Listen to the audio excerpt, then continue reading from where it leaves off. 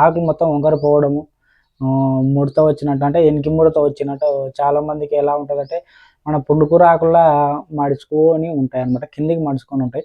ఇది చాలా major problem. ఎండలు ఎక్కువ ఉన్నప్పుడు ఉధృతి అయితే ఎక్కువగా ఉంటాయి. అలాగే కాయలు పట్టిన చేనులో అయితే గోధుమ రంగు మచ్చలు కూడా కనిపిస్తుంటాయి. అంటే కాయలకి ఈ ఎర్రనల్లి అటాక్ చేయడం వల్ల గ్రోత్ కూడా మొత్తం ముడతగా మార్చేస్తాయి. ఇది కూడా తెల్లదోమ లాంటిది అని చెప్పుకోవచ్చు. కాకపోతే తెల్లదోమ అంత చేను అయితే డ్యామేజ్ చేయదు. అది మొత్తం తెల్లదోమ డ్యామేజ్ చేసినప్పుడు ఏమవుతుందంటే ఒక విధంగా చెప్పాలంటే చెట్టు మళ్ళీ కోలుకోవడం అనేది జరగదు. ఫస్ట్ మందు వచ్చేసి కునోచి, టెక్నికల్ వచ్చి సైనోపైరోఫిన్ 30% ఉంటుంది. ఇది ఎర్రనల్లికి ఆల్ స్టేజ్, అంటే ఎర్రనల్లిలో గుడ్డు దశ నుంచి పిల్ల అడల్ట్ అన్ని దశలు అనమాట. ఒక గుడ్డు దశనే కాదు, అడల్ట్ నుంచి చిన్న పిల్ల తల్లి దశ అలాగే గుడ్డు దశ కూడా మొత్తం క్లియర్ అవ్వడం జరుగుతుంది. ఇది ఒక మంచి మందు అని చెప్పుకోవచ్చు. రెండో మందు విషయానికి వచ్చినట్లయితే కోమైట్ ప్రాపగేట్ టెక్నికల్, ఇది మనం చాలా వరకు వాడుతున్నాము. ఇది కూడా మంచి మందు. హనాబి పైరిడబెన్, ఇది కూడా చాలా వరకు మనం వాడుతున్నాము. ఈ మందులు ఏవైతే ఉన్న కోమైట్ ఉందో ఇది అడల్ట్ దశ, అంటే పెద్ద వాటి మీద మాత్రమే పనిచేస్తుంది, ఇంకా మిగతా దేని మీద పనిచేయదు. ఇది హనాబి ఏదైతే ఉందో ఇది ఆల్ స్టేజ్, అంటే పిల్ల దశ నుండి ఎగ్గు దశ అడల్ట్, పెద్దవి కూడా చనిపోవడం జరుగుతుంది.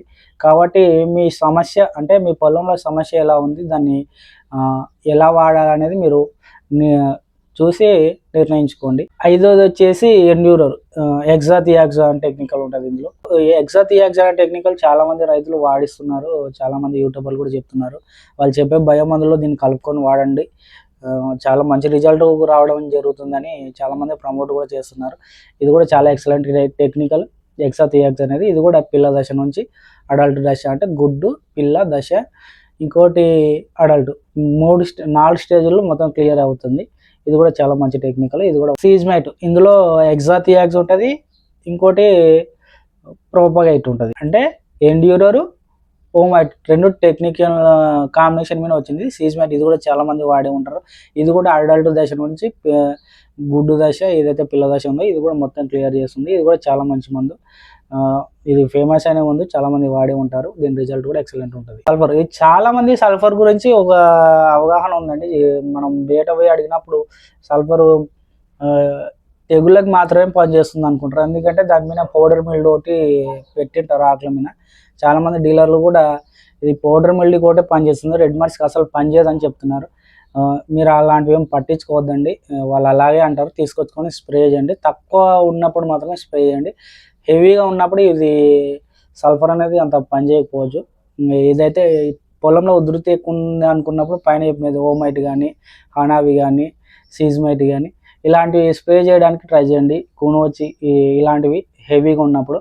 తక్కువలో ఉన్నప్పుడు ఇలా సల్ఫర్ 80% తీసుకొని స్ప్రే చేసినా కానీ మనకి ఏదైతే న్యూట్రిషన్ లోపం ఉన్నా న్యూట్రిషన్ లోపం సాల్వ్ అవుతుంది. దాంతోపాటు పౌడర్ మిల్డ్ అంటే బూడిద తెగులు కంట్రోల్లోకి వస్తుంది, దాంతోపాటు రెడ్ మైట్ కూడా కంట్రోల్లోకి వస్తుంది. ఇది చాలా మంచి మందు అని చెప్పుకోవచ్చు. కాకపోతే కాస్ట్ తక్కువైనా కొంతమంది ఎందుకో ప్రిఫర్ చేయరు, ఎర్రనల్లికి ఏం పోదు అనుకుంటారు. కానీ తక్కువ దశలో ఉన్నప్పుడు వాడుకుంటే చాలా మంచి రిజల్ట్ అయితే వచ్చే అవకాశం అయితే ఖచ్చితంగా. మిటిగేట్ కూడా చాలా వరకు దొరుకుతుంటాయి బేట.